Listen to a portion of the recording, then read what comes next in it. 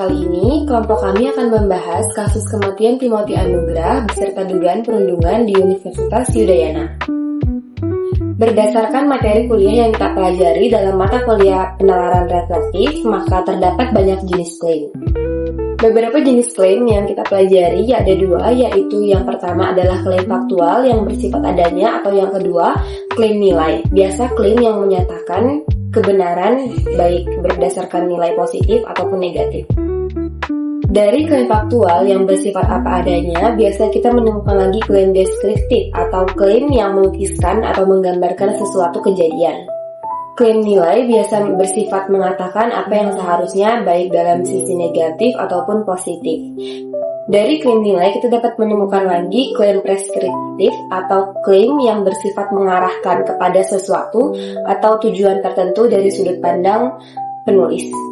Beberapa jenis klaim yang lainnya yaitu klaim subjektif atau klaim non-subjektif. Klaim subjektif biasa kebenarannya tergantung pada apa yang dipercayai seseorang atau suatu kelompok. Klaim non-subjektif atau klaim objektif kebenarannya tidak dipengaruhi oleh sudut pandang pemikiran dari seseorang atau kelompok lain. Melalui sumber yang diberikan, kita dapat menentukan beberapa jenis klaim seperti yang akan dijelaskan sebagai berikut. Yang pertama adalah klaim preskriptif atau klaim yang bersifat mengarahkan. Biasanya pernyataan ini mengajak seseorang untuk menyimpulkan sesuatu berdasarkan sudut pandang seseorang tersebut. Pernyataan yang pertama yang bersifat klaim preskriptif adalah kematian Timothy Anugrah yang diduga melompat dari salah satu gedung di Universitas Udayana, Bali, memunculkan spekulasi perundungan yang diduga dialaminya. Dari kalimat ini kita dapat menemukan kata-kata memunculkan spekulasi, yang berarti kalimat ini bersifat mengarahkan ke suatu topik dari sudut pandang penulis.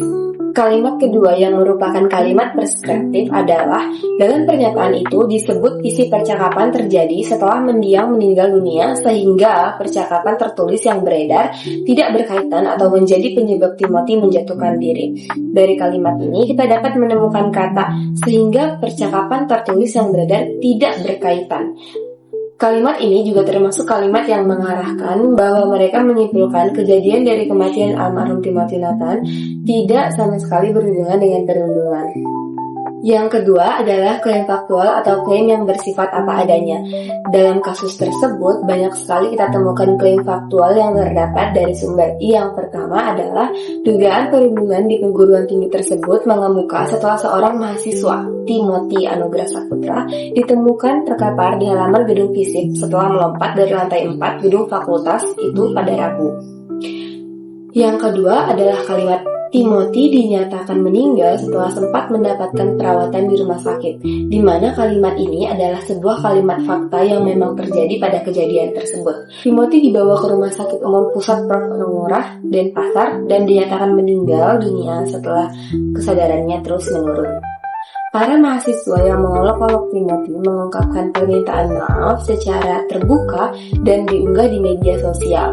Sivitas Akademika Fisip menggelar malam renungan dan doa untuk Timothy.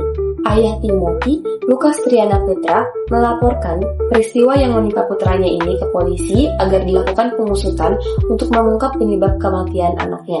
Ahmad sudah membentuk tim untuk menginvestigasi apa yang sebenarnya terjadi serta melakukan pendampingan, baik untuk keluarga maupun pihak lain yang terhubung dengan kasus ini, kata Brian. Beberapa kalimat yang disebutkan sebelumnya adalah kalimat yang bersifat apa adanya dan kebenarannya pasti. Maka klaim tersebut termasuk dalam klaim faktual.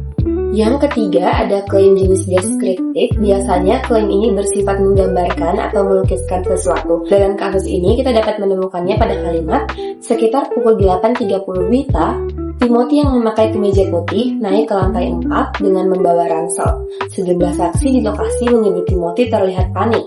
Para saksi juga mengatakan bahwa Timothy sempat melepas sepatu, mendekati gedung, dan melompat. Kalimat ini jelas menggambarkan bagaimana kejadian yang terjadi pada saat saksi melihat Timothy untuk terakhir kalinya. Klaim yang keempat adalah klaim nilai. Biasa klaim nilai bersifat baik atau buruknya sesuatu benda ataupun hal. Dalam kasus ini kita dapat menemukannya pada kalimat alih-alih bersimpati, para mahasiswa di grup tersebut malah mengolok-olok.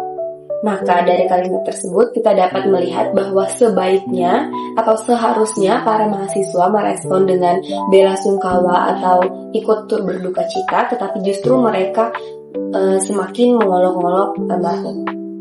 Yang kelima adalah klaim subjektif, biasanya berisi pandangan dari pemikiran atau kesimpulan atau analisis pribadi narasumber. Dari kasus ini kita dapat menemukannya pada kalimat, menurutnya Timothy pernah melakukan terapi ketika masih remaja saat duduk di bangku SMP karena keperluan adaptasi lingkungan baru, mengingat Timothy lebih sering menggunakan bahasa Inggris. Kalimat yang kedua, artinya masih ada di dalam proses bagaimana mereka mencari identitas dan itu menjadi storm dan stresnya para mahasiswa, ujar Tias.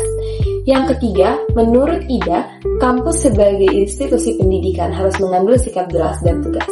Beberapa kalimat tersebut adalah klaim subjektif di mana itu merupakan pemikiran atau kesimpulan daripada narasumber itu masing-masing.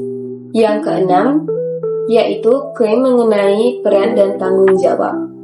Dalam kasus tersebut, kita dapat menemukannya pada kalimat, ia menegaskan kampus tidak boleh menjadi tempat lahirnya kekerasan, termasuk perundungan. Kalimat kedua, BEM seharusnya menjadi corong mensosialisasikan perlawanan terhadap perundungan, baik di tingkat pengurus, sesama mahasiswa, hingga seluruh sivitas akademika. Kalimat yang ketiga, Ida Ruwaidanur berkata fenomena perundungan yang marak terjadi di institusi pendidikan dan jenjang pendidikan dasar hingga perguruan tinggi mencerminkan kegagalan dalam membangun karakter manusia. Penjelasan yang saya jelaskan sebelumnya adalah kategori-kategori klaim dalam kasus kematian Timothy pada dugaan perundungan di Universitas Udayana. Untuk menganalisis kasus ini secara kritis, langkah pertama adalah identifikasi fakta. Diketahui bahwa Timothy ditemukan meninggal setelah terjatuh dari lantai gedung kampus. Pihak kepolisian kemudian melakukan pemeriksaan terhadap sejumlah saksi dan menelusuri rekaman CCTV untuk mengetahui kronologi kejadiannya. Di sisi lain, muncul beberapa bukti bahwa chat grup mahasiswa yang berisi candaan dan juga komentar yang tidak pantas mengenai korban. Fakta ini menimbulkan dugaan kuat bahwa lingkungan sosial tempat korban berada mungkin tidak sepenuhnya suportif dan berpotensi mengandung unsur perundungan. Pada tahap analisis, dugaan bullying dalam kasus ini tampak relevan, sebab percakapan yang tersebar menunjukkan adanya perilaku nil empati secara sosial yang dapat mempengaruhi kondisi psikologi seseorang. Namun karena penyebab pasti kematian belum terungkap secara resmi, maka tidak dapat serta-merta disimpulkan bahwa tindakan bunuh diri terjadi karena adanya faktor bullying. Evaluasi kasus Timothy menjadi cermin bagi dunia pendidikan, bahwa kampus seharusnya tidak hanya menjadi ruang akademik, tetapi juga tempat yang aman secara sosial dan juga emosional. Adanya percakapan bernada mengejek merupakan indikasi bahwa empati di kalangan mahasiswa masih perlu ditumbuhkan. Penyelidikan masih terus berlangsung, menunjukkan perlunya transparansi agar keluarga korban dan masyarakat mendapatkan gambaran jelas tentang penyebab kematian. Sebagian pihak menilai Timothy merupakan korban dari perundungan, dikarenakan budaya nir empati yang sangat terlihat jelas dari chat olok-olok yang sudah beredar di sosial media. Selain itu, posisi dalam organisasi seperti BEM juga dapat menciptakan tekanan relasi kuasa. Perundungan sendiri tidak selalu tampak secara langsung, tetapi bisa juga secara halus melalui seperti pengucilan atau tekanan secara sosial. Di sisi lain, beban tuntutan akademik seperti skripsi, tuntutan prestasi, itu juga dapat mempengaruhi kondisi mental seseorang.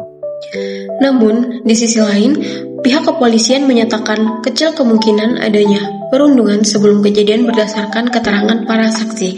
Percakapan olok-olok yang beredar juga dipastikan terjadi setelah korban meninggal, sehingga tidak dapat dijadikan sebagai penyebab langsung. Keluarga juga menyampaikan bahwa korban tidak memiliki riwayat gangguan mental aktif. Selain itu, proses skripsi korban masih berjalan normal tanpa tekanan berat yang terbukti. Saya akan menjelaskan 5 pola deduktif spesifik sesuai dengan kasus Timothy. Saya akan menjelaskan mulai dari modus ponens terlebih dahulu. Untuk modus ponens yang pertama, jika kasus Timothy dilaporkan oleh kerabat dekat Timothy kepada polisi, maka polisi akan mengusut dan mengungkapkan penyebab kematian dari Timothy. Ayah dari Timothy mengungkapkan kejadian ini kepada polisi. Maka dari itu, polisi mengusut dan mengungkapkan penyebab kejadian dari kematian Timothy. Jika mahasiswa terbukti melakukan pelanggaran etika dan juga melakukan perundungan, maka dari pihak kampus akan memberikan sanksi sesuai dengan ketentuan yang berlaku. Mahasiswa melakukan perundungan dan melanggar etika, maka dari itu dari pihak kampus memberikan sanksi kepada mahasiswa sesuai dengan ketentuan yang berlaku. Untuk yang kedua ada modus tollens. Jika percobaan bunuh diri tersebut disebabkan oleh obrolan pesan nirempati dari mahasiswa, maka percobaan bunuh diri tersebut terjadi sebelum korban membunuh dirinya. Obrolan pesan nirempati dari mahasiswa tersebut terjadi setelah korban bunuh diri. Maka terjadinya bunuh diri bukan disebabkan oleh obrolan nirempati dari mahasiswa. Untuk modus tollens yang kedua, jika setiap anggota BEM memiliki lingkungan yang positif untuk menjamin kepribadian, maka tidak ada anggota BEM yang terlibat dalam obrolan nirempati tersebut. Ada beberapa anggota BEM yang terlibat dalam obrolan nirempati. Maka lingkungan positif tidak menjamin kepribadian mahasiswa yang tergabung dalam BEM. Untuk modus tollens yang ketiga, jika CCTV pada lantai 4 berfungsi dengan baik, maka kejadian bunuh dirinya Timothy tertangkap oleh kamera CCTV. Saat kejadian bunuh diri, Timothy berada dalam posisi blind spot. Maka dari itu, CCTV pada lantai 4 tidak berfungsi dengan baik karena tidak menjangkau Timothy. Kematian mahasiswa Universitas Udayana Timothy Anugrah Saputra memicu perdebatan terkait sebuah tangkapan layar percakapan yang menunjukkan anggota organisasi mahasiswa yaitu BEM atau himpunan membuat lelucon dan tidak empati terhadap korban.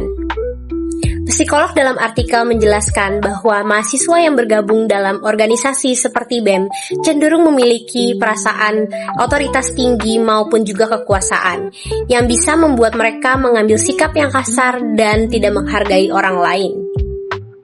Dari kasus salah satu mahasiswa Universitas Udayana, bahwa kasus penghinaan atau perundungan yang melibatkan hubungan hierarki dan tingkat senioritas sering terjadi di berbagai lingkungan pendidikan tinggi di Indonesia. Seperti contohnya di beberapa program dokter spesialis atau PPDS, di mana seorang senior menggunakan posisi mereka untuk menekan orang yang cenderung lebih muda, atau bisa juga disebut dengan junior, dikarenakan itu bisa disimpulkan bahwa struktur organisasi dan kerjasama berdasarkan tingkat senioritas di lingkungan kampus cenderung menciptakan serta memperkuat budaya perundungan dan penggunaan kekuasaan yang tidak sehat di kalangan mahasiswa. Terdapat kesesatan berpikir pada halaman yang membahas tentang kasus ini. Kesesatan itu berupa argumentum ad ignorantiam. Sudah ada payung hukumnya, hanya saja untuk implementasinya itu tergantung dari sikap dan posisi pimpinan perguruan tinggi. Pernyataan tersebut membuktikan adanya ketidaktahuan penulis tentang hasil dari pelaksanaan hukum tersebut. Tertulis bahwa sudah ada hukum yang tertera untuk pencegahan dan penanganan kasus kekerasan di perguruan tinggi. Namun belum bisa terlaksana dan belum diterapkan dengan baik. Karena dari hukumnya sendiri itu masih belum tegas dan bersifat kondisional, yaitu masih bergantung kepada sikap dan posisi dari perguruan tinggi, sehingga tidak ada kejelasan dan implementasi dari hukum tersebut.